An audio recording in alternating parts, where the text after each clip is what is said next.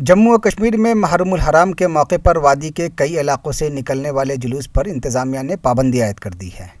रियासत के दारुल हुकूमत श्रीनगर में मातमी जुलूस रोकने के लिए सिविल लाइन्स के बेशतर इलाकों में दफ़ा 144 नाफिज किया गया था।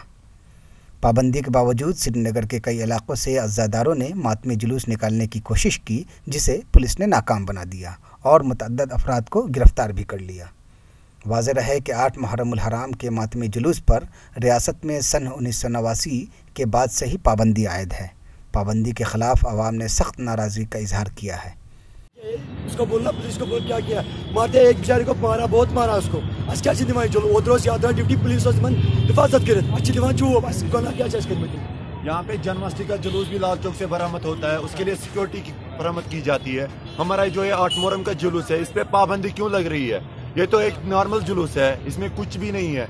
हम शिया लोग, ये हर किसी को पता है, जुलूस ये पुराना जुलूस है हमारा, ये 19 बहुत सालों से चल रहा है यहाँ से ये जुलूस, लेकिन इस पे बैन क्यों दी गई है? अगर इसमें 20 साल की बैन लगी हुई थी, वो भी खत्म हो गई, वो क्यों नहीं उठाई देते? श्रीनगर के शिया आबादी वाले इलाकों में कसीर तादाद में सिक्योरिटी फोर्सेस को तैनात किया गया था और इस दौरान वादी के तमाम तालीमी अदारे भी बंद रहे। श्रीनगर से इरफान कुरैशी की रिपोर्ट।